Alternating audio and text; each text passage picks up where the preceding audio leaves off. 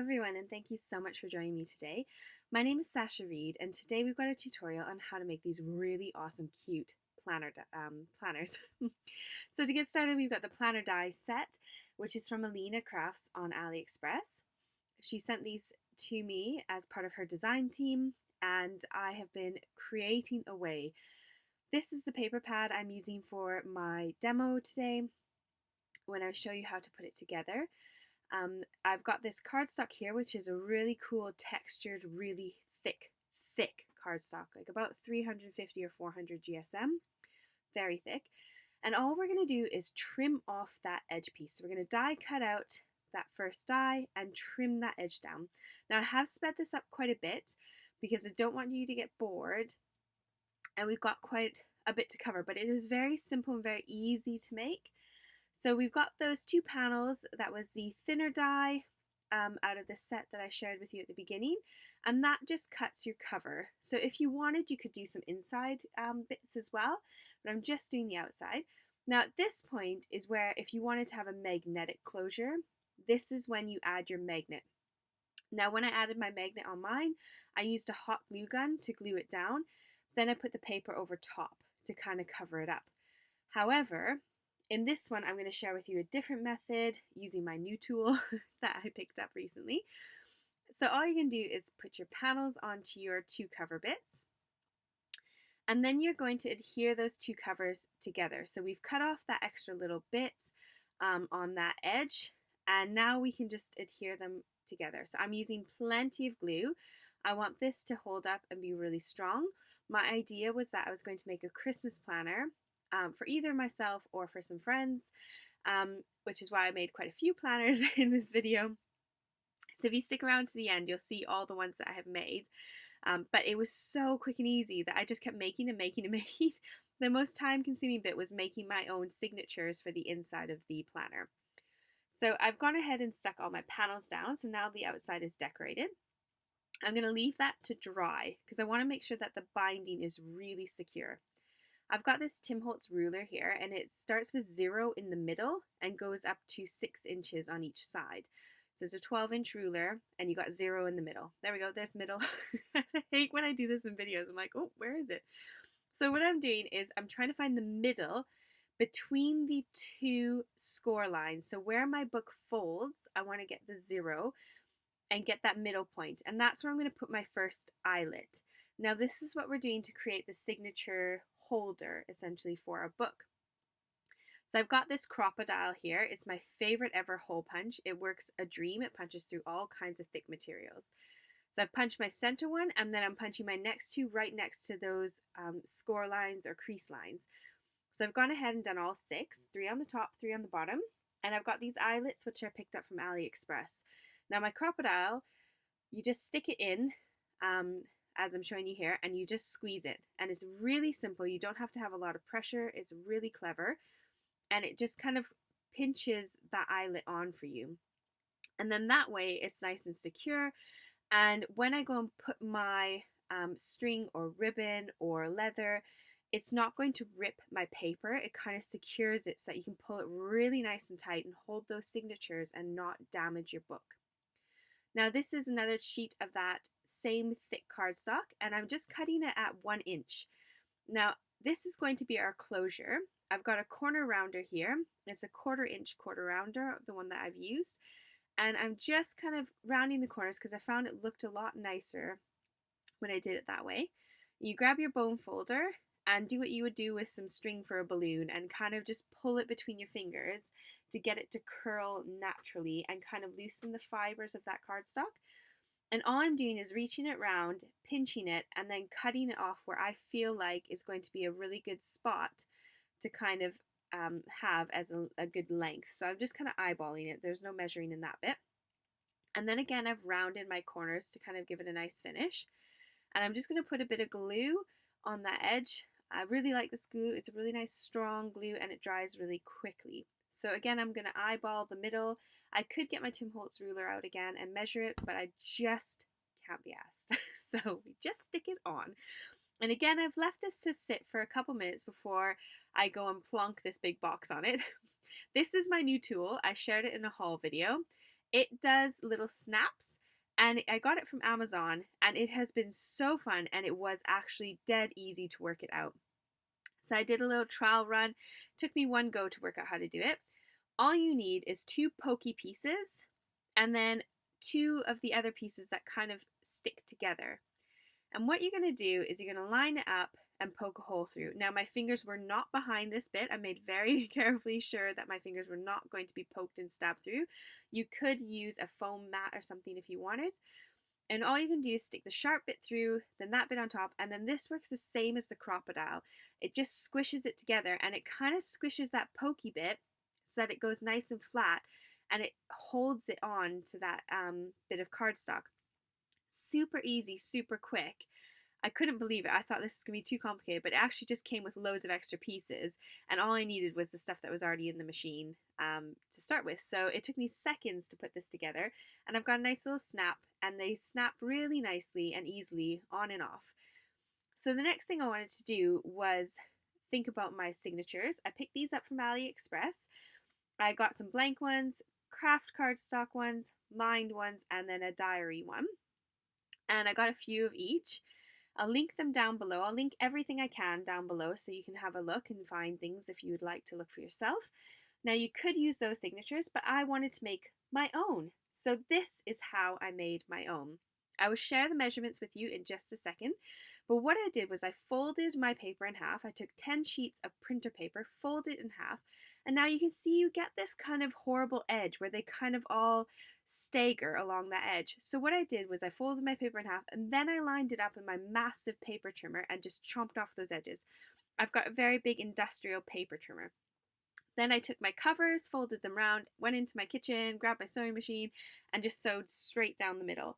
So very quick, very easy. And here are the measurements. Your covers need to be 18 by 18.5 centimeters. And that is going to make your cover for your signature. It's going to be slightly larger than your pages.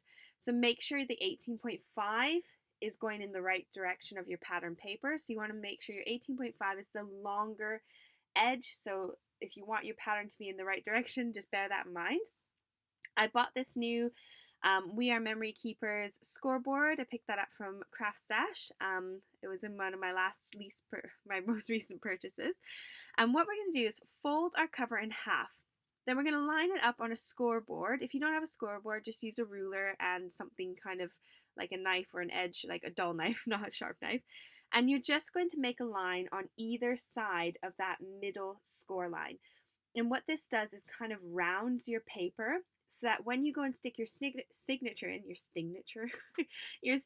in, it allows for it to kind of wrap around it a bit easier, and you don't then get that kind of layered sort of feathered look again that we're trying to avoid. So that's why I've done these extra 2 lines. There's no measuring. I just folded it in half and then did 1 ticky on each side of that score line. So you can see them here. It just made it work a lot easier. So all I'm doing is wrapping my outside edge around my paper. It's just ever so slightly longer on all the edges, as you can see here.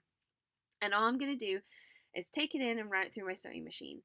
So I've not got the footage of me sewing because it's a bit difficult. I'd have to shift all my camera work into my kitchen just to do the sewing, and it would probably jiggle a lot. But here they are, they're all finished, and literally I just sewed down the center. And it does look a bit messy on the outside, but that outside edge is the bit that's going to be covered up by our binding. So we don't have to stress about that and don't have to worry. But now we've got signatures that match our book.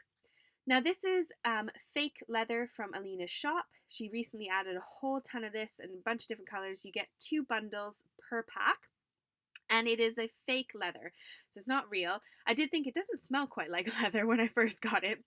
It is really strong, actually. I haven't tugged on it with all my might, but I have tied these knots in my signatures really tight, and they have not snapped. So to get the length that I wanted for my signatures, I just kind of eyeballed sort of a double length of my book and then a little bit extra so I could tie some strings. I wanted to have some charms, some danglies, something. I don't really know what I'm doing, so you can tell me it looks ugly. I have no clue. I've always wanted to make journals like this with hangy-dangy things, but honestly, I don't know what I'm doing. So I had a lot of fun. I played with it. I did them on several of the books. I left loads of extra strings so I could have a play. And one day I'll get around to watching a video and see how you can make it actually look decent. But for today, I just had fun. So I'm just tying as tight as I can. And like I said, they did not snap. And now all my signatures are nice and secure in my book. And I wanted all the ribbon and twine or whatever it was to stick off the end so I could tie those extra little sequins on. Not sequins, charms. So I've got my hot glue gun here, and one of my recent AliExpress purchases, which is more of these flowers with the matching gems or pearls on the inside. And I just hot glued that onto the front so it wouldn't come off as my little closure. And then these are the little charms that Alina came up with last Christmas. They're quite sweet. A lot of them have little jewels on them as well, or glitter. They kind of sparkle a bit. And so I'm just picking out a few that I want to stick onto those little stringy hangy-dangy bits. And now some of the holes were a bit small and a bit tight. The way to get around that is just to take a pokey tool, like I'm going to share with you here, and you just kind of shove it in. So you just take that pokey tool and just kind of poke it, and then eventually it goes through. And that's how I kind of got it through. Some of the holes were great. Some of them were a bit smaller, and it was a bit tricky because it is quite a thick bit of cord. And all I did was tied it tight and then pulled it really hard. It didn't snap, thank goodness. But I mean, I don't know your strength versus mine. Maybe mine's a bit weak and wussy. So bear that in mind. Give a good tug on it before you use it if you do buy some of this, and just make sure you're not going to pull it too tight. But it seemed to do the job really well. And again, I'm just going for some different kind of lengths for my charms. I wanted them to kind of hang at all different kind of angles, and kind of dangle when you pull it out your bag, because I was thinking, ooh, I could do my Christmas shopping list on one of my signatures, cards that I'm going to send to people on another signature, and just kind of have fun with it as my little Christmas planner book. So there's all the charms hanging on the side, and I love it because it goes tingly tingly when I move it. So then you just open the snap and you can see the signatures. Now you could decorate the pages. You could stamp in what you're going to use each signature for. And I've got that coming up in this next little bit. I'm going to share with you some of the books I've made, and I did do some stamping in them. So now I've got my Alina's double-sided adhesive sheets. I am addicted to these. I don't know how many packs of these I have bought over the past year, but I use them so much on my intricate die cuts. It makes my life so much easier. So all I'm doing is adhering down some of my cardstock that I want to use for my little word dies. And I've gone and cut out planner, which comes in the set. There's a huge amount of dies in this set. I'll link it down below. You can take a look, but it comes with some of everything. It's really great. But I've cut out the word planner, which comes with a really awesome shadow. And I love shadow dies. I just think it adds such a really nice element. And now I've got the sticky back on both of those, so it makes it so easy and so quick to adhere down, and so much less messy than liquid glue. So I love using double-sided sticky tape in my die cuts. And this is my finished planner book. Now I might go back and stamp on it and add a bit more things on the pages, add some titles or something like that. But for now, that's my little planner, and it works a dream. So here's another one. I haven't finished my charms on this one, but I love the little owl. I picked him up off of AliExpress. It comes in multiple colors. And I used quite a few magnetic closures on these ones. So that's where you can see the magnet is behind the owl, in between the cardstock. And then on these ones, I stamped the inside pages. So I found a little owl stamp from my Stampin' Up! Stash and stamped him on the pages. And then I think, oh yes, I used him on all the pages. I just used different colors. And I used the matching papers from the paper collection for the covers and the signatures. So that's a little planner there. And I'll finish off the sides at some point. Now I did another Christmas planner. This is the first one I did. I'll probably add some twine on that bauble on the front. I attached some keys on this one and haven't trimmed it, so it looks a bit hairy, but never mind. And the magnetic closure on this one, I kind of added at the after fact. This was the first one I made. I had a real proper play. And I used this stamp set, which comes with a stamp, a matching die set as well. It's from Alina's shop, and she sent it out last year around, I have no idea when. She sent it out last year, but it's like a planner die set with matching stamps. So I had a bit of a play with that. I did use a stamp platform because it is not photopolymer, it's silicone, so you do need to stamp it a couple times sometimes to get a nice clear image.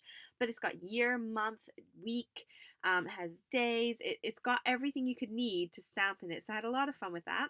This is another die from the same set that we used to make the books.